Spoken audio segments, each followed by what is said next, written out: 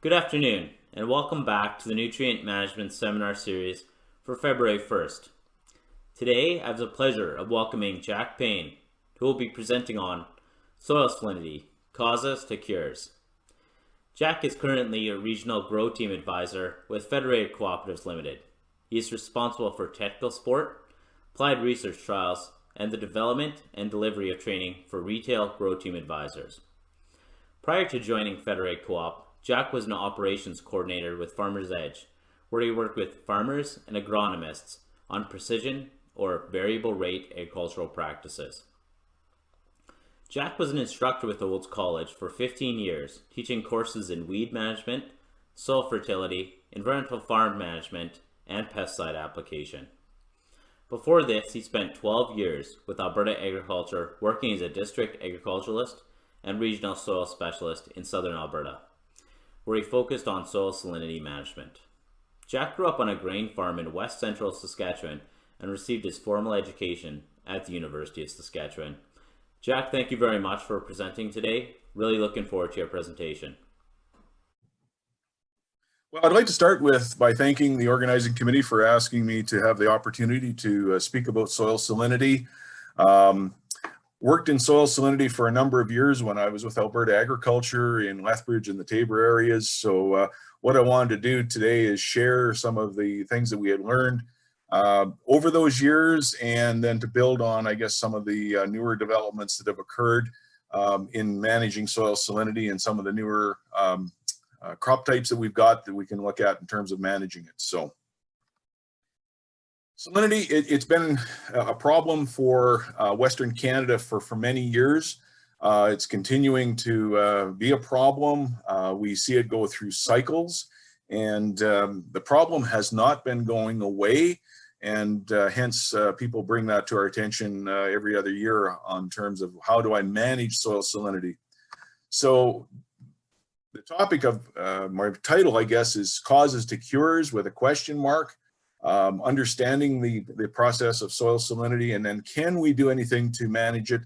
The reason I've got a question mark is that yes, sometimes we can, and in some cases we can't. So understanding, I guess, what the causes of soil salinity to occur, crop tolerance of crops, and can we cure soil salinity or manage it? So first of all, let's talk about what is a saline soil.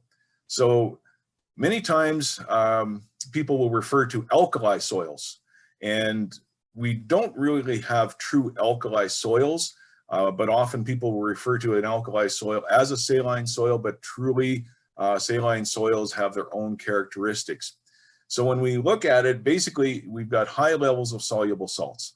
And when the salts get to a certain concentration where they start to inhibit water and nutrient uptake, that's when we start to see deleterious effects on crop growth.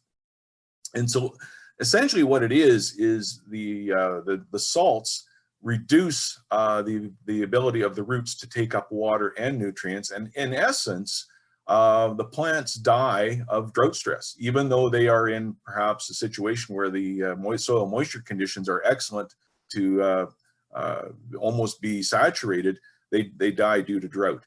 So when we do soil testing, the critical levels that we're looking at in terms of when we look at a soil test report in sort of decisiemens per meter, if we've got soils that are under an EC of 2, we consider those as being basically non-saline. 2 to 4 would be a slightly saline soil. 4 to 8 decisiemens per meter would be moderately saline. And then we start getting into the strongly saline conditions where we have ECs of 8 to 16. And then when we get over 16 EC, we are into a very, very strongly saline situation where virtually nothing will grow at all. So what's the extent of the problem?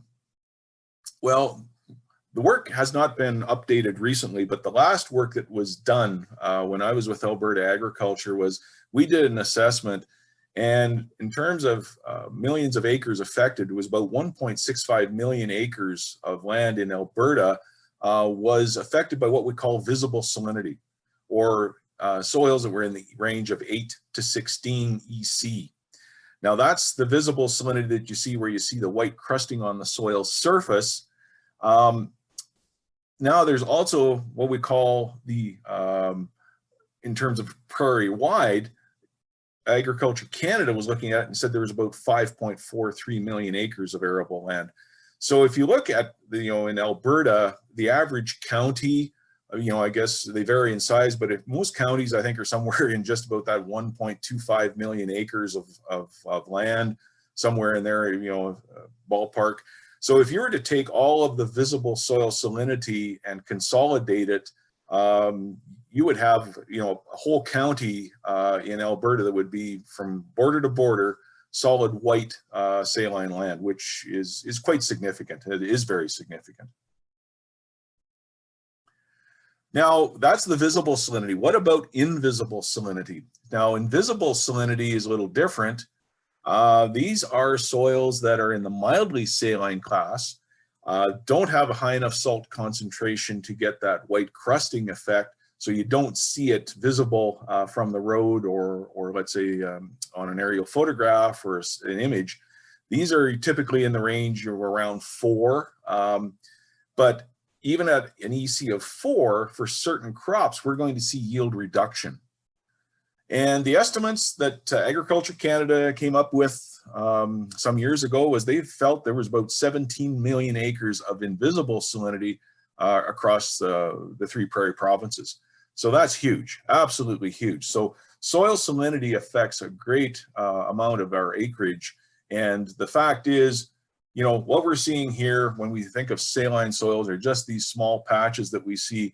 But in essence, really, the effect of the soil salinity extends out from what we're seeing here on these patches. And even though you don't see the white crusting, there will be yield reductions in the surrounding land next to these saline seeps.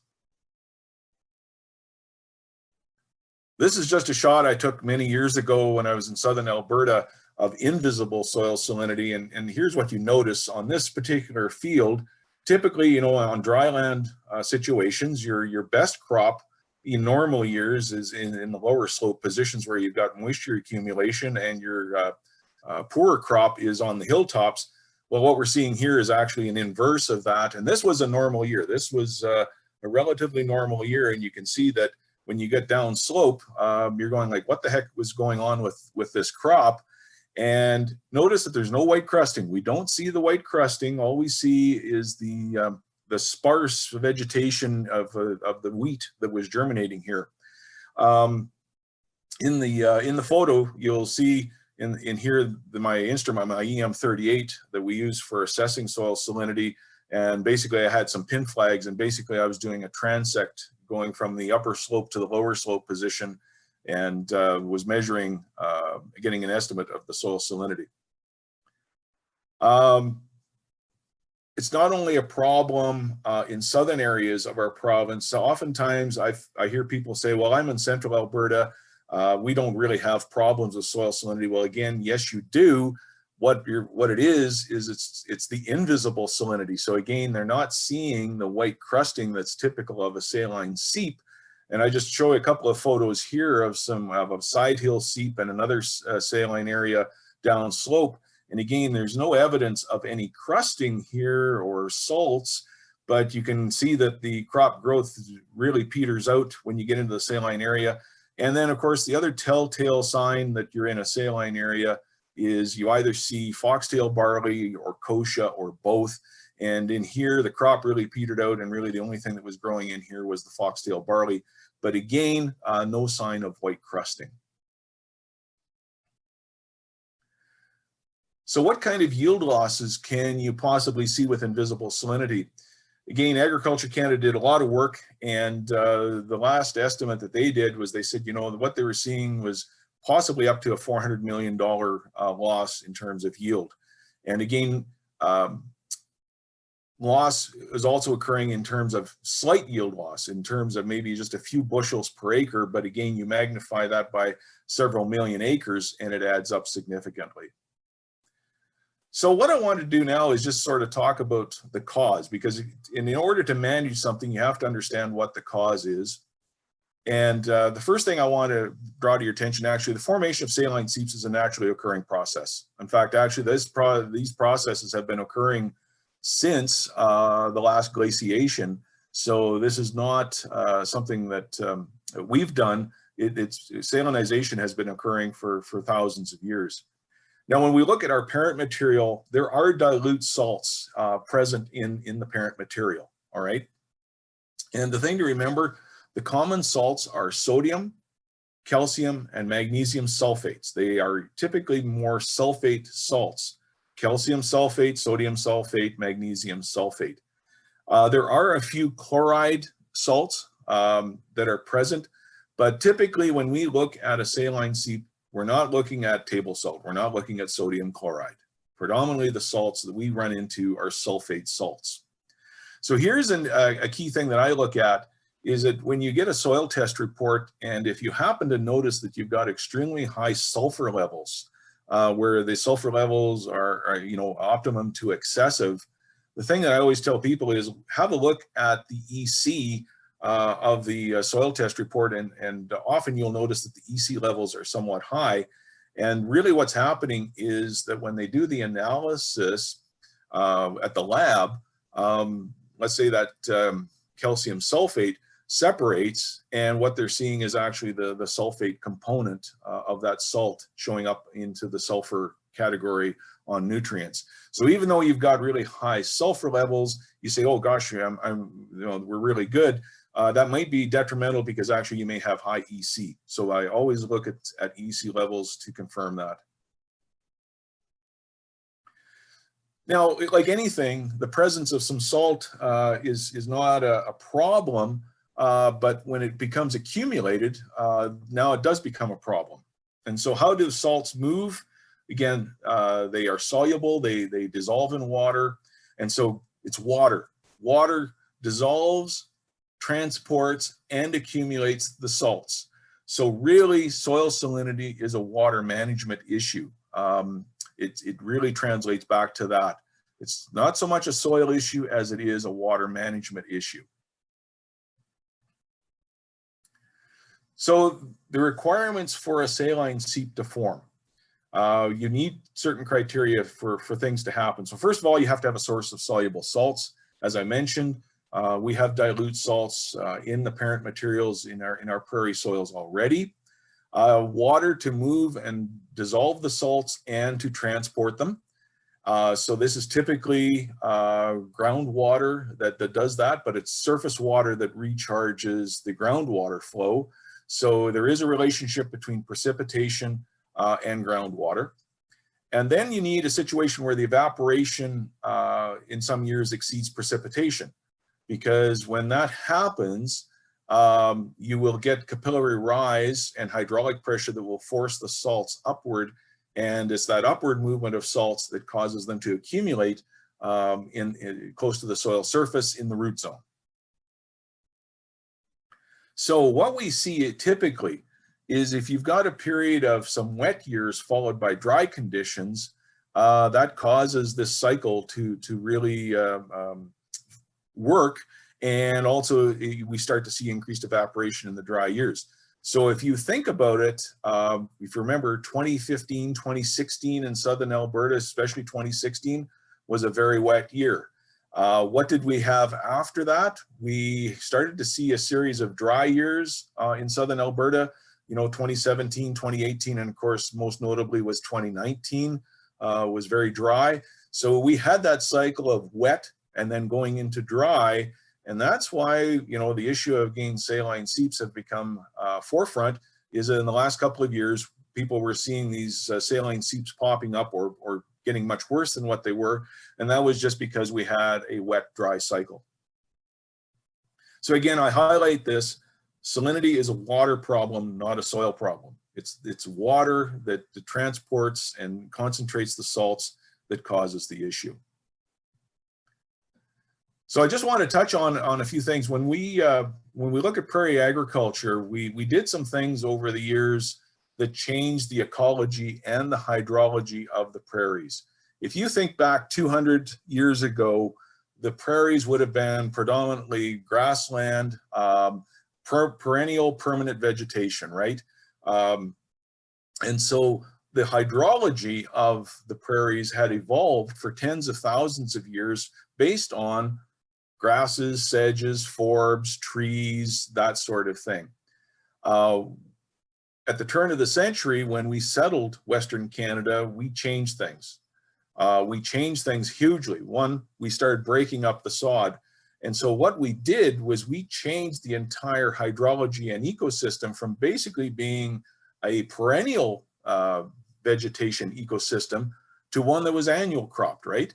So we replaced perennial grasses, forbs, shrubs, trees, bushes, and we replaced that with annual cropping systems.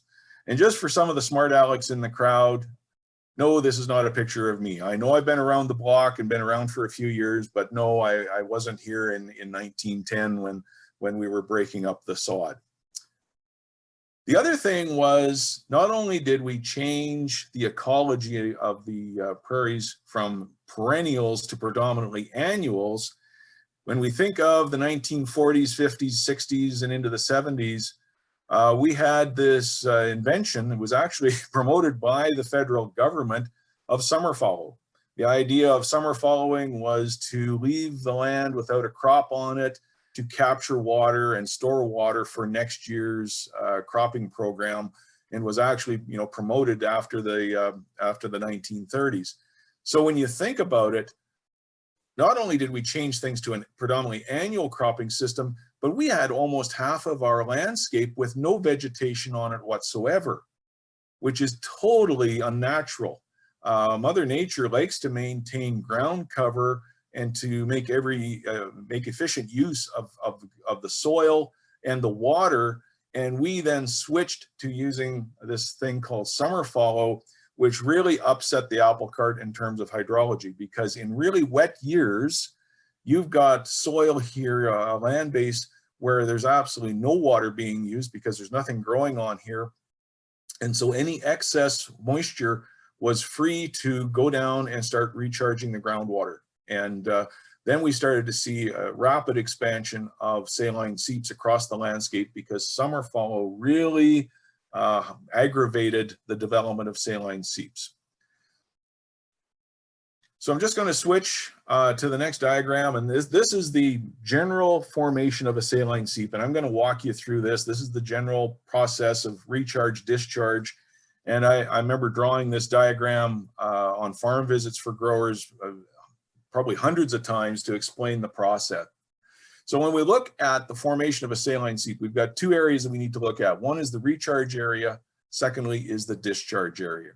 Recharge area is where excess water that's in excess of what the crop can use, will percolate down through the soil profile. So it moves down through the soil, and these white dots actually represent the dilute salts that are in the parent material. So as that water leaches through the profile, it picks up these salts and moves them downward, all right? Now, when you have an impermeable layer, whether it be a bedrock layer or perhaps a layer of clay, something that impedes the downward movement of water, the water will stop moving downward. The water table then will start to accumulate or build up at some point. And then at some point, again, typically these impermeable layers run parallel to the soil surface. Maybe not exactly depth all the time, but they do tend to follow the topography. And so at some point, as this water table builds up, it will then start to move down slope beneath the surface. And will follow along until it gets to a point where it starts to become close to the soil surface. And the magic depth here is 2 meters, okay? When the water table gets within 2 meters or less of the soil surface, what will happen are now the salts and the water will start to move to the soil surface, one, through the hydraulic pressure below, pushing upwards, and then secondly, through capillary rise or evapotranspiration. And so water will start to move to the soil surface, carrying the salts. Then what happens is when you have dry conditions, hot, dry conditions, the water will evaporate and then the salts are left behind and they accumulate in this area called the discharge area. And the discharge area typically is the area that we see where the salts accumulate and we see those white patches. So that's really the general process of formation. You need a recharge area, a discharge area. You need soils that will allow the transport of water and soluble salts downwards. And then a situation where you get the water table within 2 meters of the soil surface, the water and salts will start to move to the surface. What we want to do is try and get that water table below 2 meters. And if the water table is below 2 meters, then when we do get precipitation events later on, we can start to move the salts downward. In other words, we can have a net downward movement of water even in the discharge area, and we can start to move those salts out of the profile. So again, if we can get that water table down greater than 2 meters, then we stop the upward movement of water and we can start to get a net downward movement of water, and then that will move the salts. So that's the key factors that we're looking at in terms of the recharge discharge mechanism. I've been very privileged to work with Les Henry. He was also my professor at the U of S. And Les spent a great deal of work working with soil salinity, and even just recently, he's been working the last few years still in that scope. And this was a quote that I took from Les. It was a presentation that he did for my group a few years ago. But he was looking at hydrometers and looking at the movement of water tables in relation to soil texture. And the curious thing is actually when you've got a clay or a clay loam soil, the movement of water upward is actually greater because you've got smaller pore space. And so what he found was that he said when you have an inch of rain, the water table will rise 6 inches in a sandy soil condition, but it will actually rise 1 foot in a clay soil. And that's due to the small particle size that you have with clays, and you actually have increased capillary rise. All right, let's look at diagnosing saline seeps. Imagery is a huge tool for diagnosing saline problems, whether you use old aerial photography or satellite imagery. These are powerful tools for getting a handle on the area that's affected by soil salinity. Historical, if you've got the ability to go back and look at historical imagery from, let's say, 4 to 5 years previous, this gives you a good chance, an opportunity to see whether or not the saline seep is growing or increasing in size. Using soil test reports, soil sampling to confirm whether or not you're really dealing with a soil salinity problem is also a great tool. And what I want to do here is I want to just touch on 2-depth soil sampling. I've seen this many times over the years where we've had a situation where a grower is saying, I've got problems with a field, it's not producing, I'm not sure why my yields are lower than expected. You say, do you have a salinity problem? No, I don't see any visible salinity. This is where 2-depth soil sampling can come in to help you identify whether you've got invisible salinity. So here's a typical soil test report, and I just want to draw your attention to the high sulfur levels, okay? Again, when I see high sulfate levels on a soil test report, I'm going, oh, okay, what's causing that? Because we're actually quite low on nitrogen phosphorus. What's going on here? Let's go over and look at the EC. So what we notice is 0 to 6 depth sample. The EC is 0.5, which would be considered non-saline or not much of an issue. But look at the second depth, 6 to 24. Now the EC value is 4.16. So we are getting into those moderately saline soils, and that is contributing to the high sulfur levels that we're seeing. Now, I just want to bring your attention to this because I've seen this many times. Had a situation several times where a grower had a soil test report, but they'd only done a 0 to 6 inch sample depth. All right, so if this was only done at the 0 to 6 inch sample depth, the EC would be 0.5. Well, it tells me it's a non-saline soil, so we don't have a salinity problem. Well, actually, we do have a soil salinity problem. We've got salinity in the subsoil. So without that second depth, you would misdiagnose this. And this was one of the situations I had a grower dealing with. He was having problems with lentils and field peas not yielding well, yet his barley would grow fairly well. Even his canola would grow fairly well. And again, as we know, pulse crops really are have very low tolerance for salinity and don't like saline soils. And so probably what was happening here was this invisible salinity. And again, salts are dynamic. They don't stay just at one level. They will move up and down through the profile.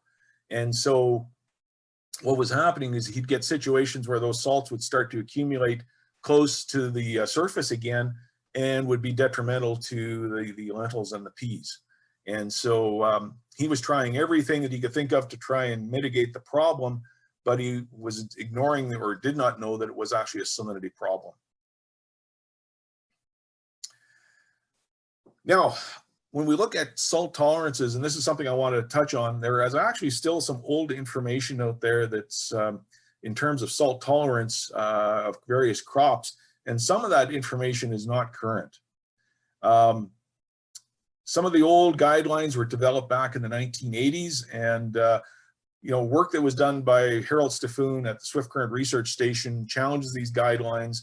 And there's new information out there that was done and should be utilized rather than the old indices for selected crops.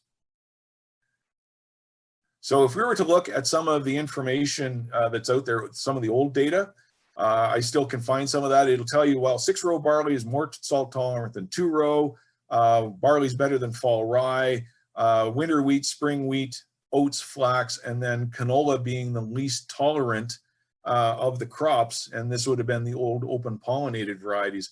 Well, that was true back in the 1980s and the 70s, but really now Harold Steffoon did research at the Salt Lab in Swift Current, reassessed the salt tolerance of our crops, and has developed a new set of crop tolerances. So if we were to look at the new rankings, so just to put things in perspective, when you start looking at relative ranking on a scale of 1 to 10, kochia is right up there. We know that, and the kochia is an indicator species of saline soils.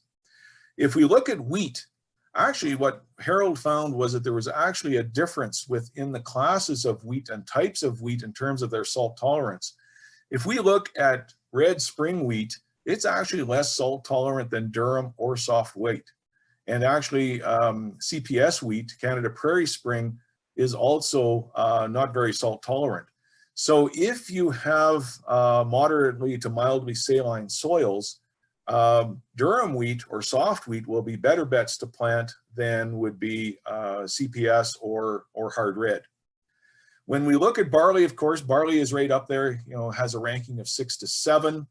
And we've known that for years, but here's the surprise. The surprise is basically the new hybrid varieties of canola are much more salt tolerant than the old open pollinated varieties. And actually in the work that Harold did, some of the varieties of canola were almost as good as barley in terms of salt tolerance. So something to keep in mind that the hybrid varieties can sometimes be grown quite well on some of these low to moderately saline soils. Then as we get through to mustard, camelina, flax, peas, and lentils, yes, this holds true, and we see that our pulse crops typically have very, very low salt tolerances and would be, on the low end of the scale. So this is the difference. This is where we need to look at is, again, you've still got the opportunity of hybrid canolas actually doing well on some of these low to moderately saline soils. If we were to look at forage grasses in here, he also did a lot of work on forages, and again, salinity ranking. Foxtail barley, again, the native foxtail barley, again, foxtail and kochia occupy these saline areas. But when we start looking at some of our other forages that are available to us in terms of tall wheatgrass, slender wheatgrass, they do very well in some of these saline environments. Smooth brome, meadow brome, right up there in around 6.5. Our fescues, creeping foxtail, fall into these ranges. And then again, when we start getting into, orchard grass, timothy, again, we know these types of grasses are not very well, they're not very adapted to salt and saline conditions. So what do we do to control soil salinity? Well, what we've got to do is we've got to manage the groundwater. That's our key strategy here. So how do we manage groundwater? Well, we can use deep-rooted forages in the recharge area, and this is really using Mother Nature to mitigate the problem, going back to what was the natural vegetation of the area originally, 200 years ago. It was perennial forages. Using salt-tolerant forages in the discharge area, we want to try and use up the water both in the discharge and the recharge area. Of course, continuous cropping, getting rid of summer fallow, we did that in the 1990s and with our switch to direct seeding, but it's still a good idea to maintain continuous cropping. But to be honest, there's still a few areas I see in Alberta, a few areas in the special areas where you can still find strips of chem fallow out there. And then, of course, we had used tile drainage in many of the irrigated areas. There also had been some tile drainage used in dryland areas. Drainage gets to be a little bit of a fickle process now because it involves dealing with the counties, it involves dealing with Alberta environment. There's a lot of regulation around drainage. You just don't go out and start sticking drainage willy-nilly. There's a lot of process that has to be done to be able to get drainage installed. So it's a bit of a complicated control.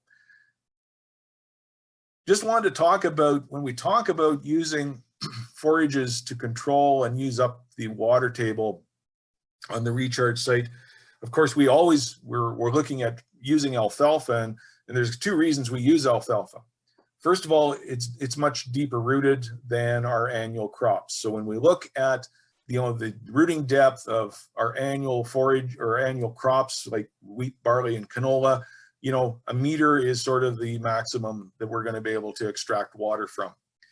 The other thing with alfalfa, not only is it a deep-rooted crop, it's actually inefficient in terms of its water use. It uses an awful lot of water, and I'm sure any irrigation grower growing alfalfa can attest to that. But the annual seasonal water use of alfalfa is much higher than with our annual crops. So we're growing a crop that uses a lot of water in season and also is very deep rooted. So it's a great crop for using up moisture and reducing the water in the recharge area getting to the groundwater. Les was doing a project back in 2015, 2016, and he summarized this information. But work that he did this was actually in an area close to Saskatoon where he installed water table wells, is that, they would measure precipitation. And this was in 2007, over a 24-hour period. They had 4 inches of rain. And afterwards, they saw that the water table there was no increase in the water table where they had the alfalfa growing, yet where they had the fallow, annual crop fallow situation, the water rose by a factor of 4 feet or a meter. So again, the impact of perennial forages on reducing the movement of groundwater is absolutely huge. So this says volumes. So again, what we're trying to do is in a wet year like we had in 2016, we have excess water, more water than the crops can use, filters down, picks up salts, drives up that water table. The water table starts to flow down slope, and we've got salinization. So what can we do to manage this? Now, this diagram is not to scale, so again, it's somewhat exaggerated, but what we would look at doing would be looking at using a combination of alfalfa and salt-tolerant forages. And if your land happens to be where this discharge site is, here's what you can possibly do is grow alfalfa on the upslope position. The alfalfa is going to root down, down to the 2-meter depth or slightly deeper. It will tap into the groundwater that's down here and hopefully work as an interceptor crop. Ideally, if you also had the ability to plant the alfalfa up on the upper slope recharge area where this is occurring, that would also manage it. But the thing I want to draw to your attention, this diagram is not to scale. In some cases, the dominant recharge area may be several hundred meters away, or it may even be kilometers away. And so this can sometimes be a confounding effect where actually the recharge area may not be on the farmer's own land. The recharge area may actually be occurring on a neighbor's land, and again, you have no control over what's happening there. But in many cases where when I was with Alberta Agriculture, we would look at a saline problem, and in situations like this where alfalfa we could plant an interceptor crop, we would look at recommending alfalfa on that upslope area adjacent to the saline area to try and use up this groundwater that's flowing downwards.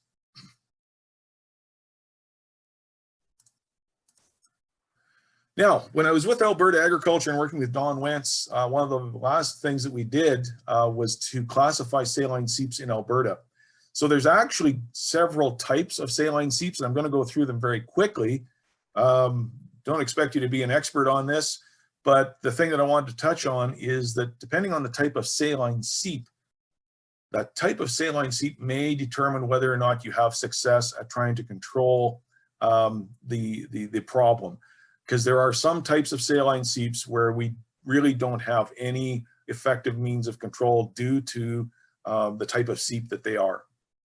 So for example, the contact seep is sort of typical of what I just showed you in the previous general diagram. You've got an area of high permeability upslope. You've got a water table that moves downslope, and then when it gets within that 2 meter of the surface, we've got an upward movement of salt and water.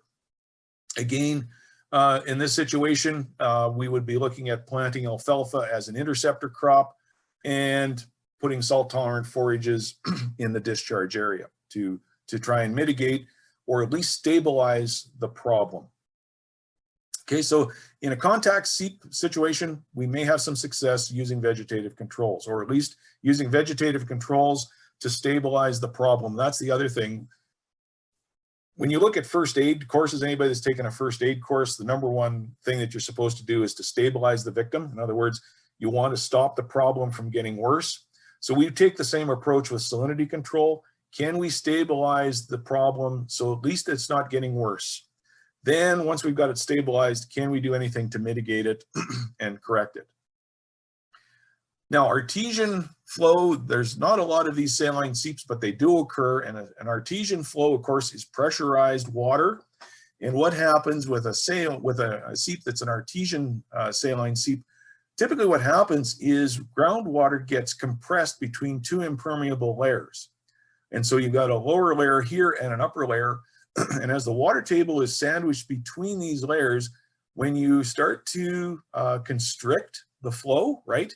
As this water is moving down and you start to put it through a smaller and smaller opening or orifice, the pressure increases. And again, I'm not a hydrogeologist, but that's the general premise. And then if you've got a crack or a fissure or something in this impermeable layer above, you will now have pressurized water moving upwards, okay? And again, if this is a situation where you have a marine shale, shale that was deposited millions of years ago when we had the inland oceans across North America. Sometimes what can happen is this groundwater is flowing over these marine shales and also picking up soluble salts from the bedrock itself. But in these situations, there's really not much we can do to control it because it's pressurized, it has a pressure head on it. And you may be able to try and put salt-tolerant forages around that, but typically in these seep areas, because they are flowing well, these will never dry up. These are flowing all of the time. You would never really be able to get in there with equipment to probably get in close to that saline seep. So possibly salt-tolerant forages around the outside might be all that you can do, or you may not be able to do anything at all. The other common saline seep that we find in a lot of the parkland areas of Alberta are slough ring seeps, and these were in pothole country. If you think about potholes that you usually see across central Alberta, what typically happens with the mechanism here is that you've got, again, impermeable rock or clay layers, and basically you've got these depression areas that fill up with water, and of course the water will seep out of the permeable soil and will pick up salts through the profile and maybe from the bedrock below, And then again, what happens is typically if you were to look at these slough ring seeps, if you were to look at these potholes, prior to us breaking the land, these typically would have had willows around them. And you'll find willows and poplars surrounding those potholes. Well, what did we do when we started farming the land? We wanted to farm right up, up to the edge of the water body or even through it. And so we removed the trees and broke up the vegetation around it. Well, what happened was those roots of those trees, poplars, willows, were actually preventing this water from seeping up. And that's what causes the formation of these saline areas around the outside of these potholes. So when we remove those willows and trees, we've created a situation where now the water can seep up and bring those salts. So what can we do?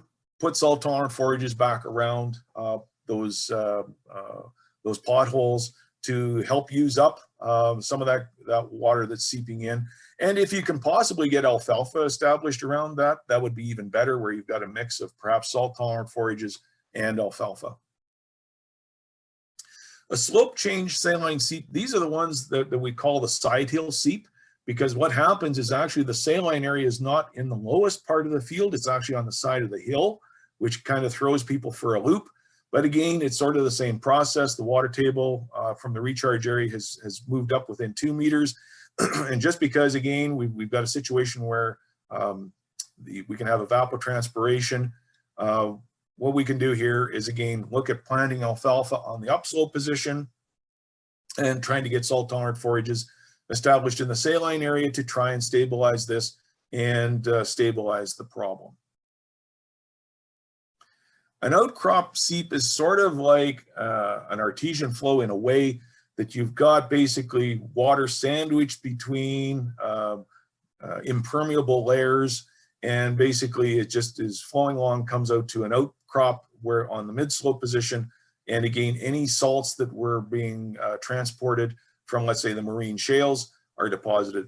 Really not much we can do here, and these typically to be, again, our discharge areas that are typically flowing almost season long, because again, we've got an aquifer. So really not much we can do with these ones. Depression bottom salinity, for anybody in southern Alberta, you've probably driven through a lot of those areas where you see a pasture and you'll see a white saline seep within a pasture, usually in a depressional area, usually maybe an old lake bottom kind of thing.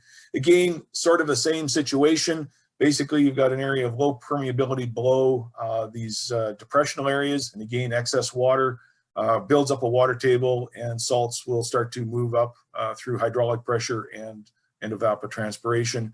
Again, really not much we can do with this one, other than perhaps if you want to try and get salt tolerant forages established in these spots, that can be done. But often these are also usually on native pastures, and we've just tended to leave them. One that was a problem through the 80s and the early 90s was canal seepage from irrigation canals. I know the irrigation districts have done a lot of rehabilitation and have done a lot of canal lining.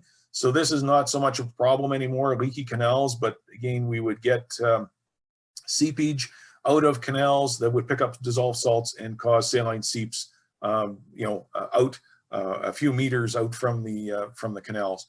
This one has been mitigated with basically the lining and rehabilitation of canals. So just wanted to get into talking just some quick recommendations, I guess, on forages. If you've got slight to moderate saline problems, again, this is where soil tests information would come in. If you're trying to establish some saline forages, again, in a moderate area, here's some that we would suggest. Smooth brome, hybrid brome grass, a tall fescue, slender wheatgrass is a good one, Dahurian wild rye, or even some of the wheatgrasses. And again, an example of a blend would perhaps be, 4 pounds of alfalfa, 4 pounds of Carlton smooth brome, and 2 pounds of slender wheatgrass, just something that you might use for an example. Again, if you've got moderate salinity where it's prone to flooding, then you want to select varieties or types of grass that are a little more flood tolerant, pardon me. So again, you might be looking at perhaps some barricade alfalfa, some green wheatgrass, creeping foxtail, or even some smooth brome grass in a mix. So again, picking a mix that would give you some tolerance to flooding. When you're getting into moderately saline areas, again, then you would look at, this is where AC Saltlander. AC Saltlander is a great grass. It's a hybrid. And basically, it's a very palatable grass. It's a very aggressive grass. It does very well in saline areas, produces high tonnage, makes great hay. And so in a situation where you got moderate salinity, you might consider a blend, again, of some alfalfa, some AC Saltlander, some smooth brome, and some slender wheatgrass. And again, the idea of a blend is falls into what Mother Nature looks at. Mother Nature typically looks at diversity. The more diverse the species are, the greater the chance of something surviving. And so again, that's the idea of using a blend rather than a solid seeding of just one type, is that you've basically got, hopefully, characteristics of the different grasses or different forages, that at least something will establish itself and will colonize the location. One thing about Saltlander is it does well in areas that are not flooded, but it also performs well in areas that are prone to flooding. And that can be a bit of an issue. And when you've got areas that are prone to flooding, now you're down to just a couple, but again, AC Saltlander and smooth brome will do well. We always, again, recommend throwing some alfalfa in there because, again, if the alfalfa will establish, it's much deeper rooted and will use up more moisture, and that's what we want to try and do. So we always like to throw a pound or two of alfalfa in the mix just in case that the alfalfa will catch.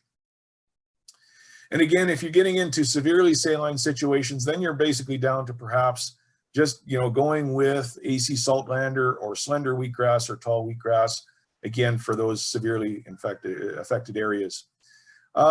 Just to show you an example, I guess, one of the things that we look at is the competition from green foxtail in these areas.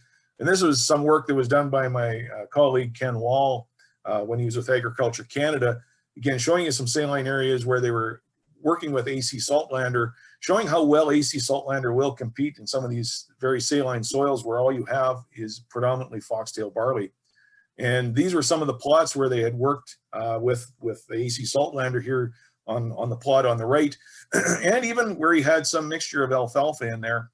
But the AC Saltlander choked out the the foxtail barley significantly. And you can see where they had seeded their plots where he had some check trials where foxtail barley was just going crazy, and the AC Saltlander was able to choke it out. Just had to share this slide with you. This was some work that was done in the Swift Current area, and they took a multidisciplinary approach to this saline seep. This situation was a seep that had been there for many years, and they took a two-pronged approach to it. They did some tile drainage, and what they found was when they tested the water, actually the water was suitable enough that they could use the water to irrigate shelter belts. So this was a program that they involved some shelter belt promotion and also put in salt tolerant forages like AC Saltlander. And so it was a two-pronged approach. They put in salt tolerant forages, put in tile drainage to use up some of the excess water. And because it was on the farmer's same land, he was able to use the water to irrigate, trickle irrigate some shelter belts. So this is the photo of the land as it appeared in the in the 1990s. And by the early 2000s, this is the same area. And so again, you can see where the shelter belts were planted. So again, what they did was they installed tile drainage and had trickled irrigation basically going down to the trees, using up that water. And then they established forages in this area and were able to actually, it's been reclaimed. Not to the same point where you'd be able to go back into growing crops as normally, but the area has been reclaimed in terms of managing those salts. All right, so what I'd like to do is just summarize what we've talked about. Soil salinity is a water management issue. So again, managing water in the recharge and discharge areas is crucial. I like to think of it in terms of first aid. When anybody takes a first aid course, they usually tell you that the first thing you want to do is stabilize the victim so that the problem or the injury does not get worse. That's my approach to soil salinity management. If we don't do anything, we know that the problem will still be there or it may get worse. So what I like to do is take the approach of trying to stabilize the problem and at least prevent it from getting worse. And then maybe we do have an opportunity to try and mitigate the problem with other methods. Many times you're going to hear that there's products out there that you can apply to the soil that will get rid of compaction. It'll get rid of saline areas. It'll mitigate the problem.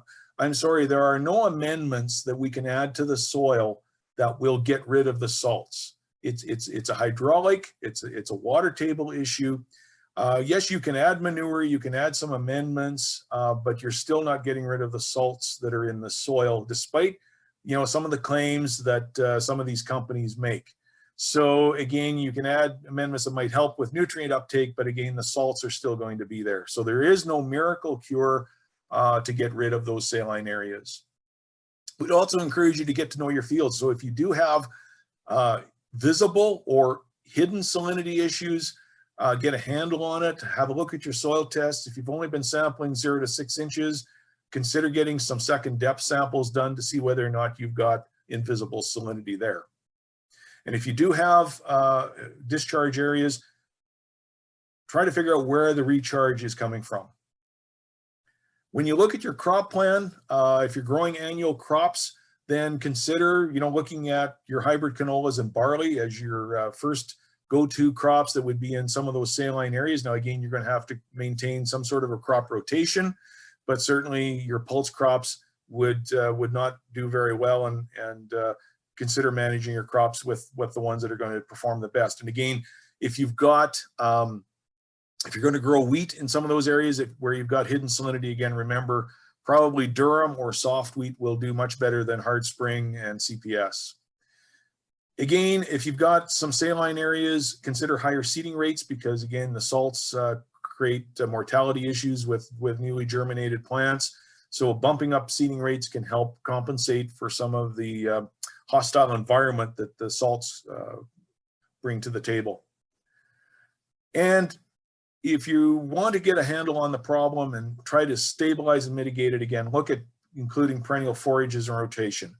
Using alfalfa in the dominant recharge area to use up that excess moisture and draw down the water table, planting salt tolerant grasses in the discharge area, again, to use up the water and to dry down the situation and compete with those weedy species like foxtail barley and kochia. One of the things I would like to mention about perennial forages, and oftentimes I would get pushback from a grower saying, hey, I'm a crops guy, I don't have livestock, I have no use for forages, why would I want to grow forages? What we would often ask them is say, do you have a neighbor that has livestock? Do you have a neighbor who buys forages? And if that is the case, drive down the road and talk to your neighbor and make a deal with them. Say, you know what? I'm going to plant 60 or 80 acres of alfalfa and some salt tolerant grass on this particular quarter or on my land. Would you be able to utilize that forage, for your operation? And cut a deal with your neighbor and say, hey, if I plant this field to forages, will you?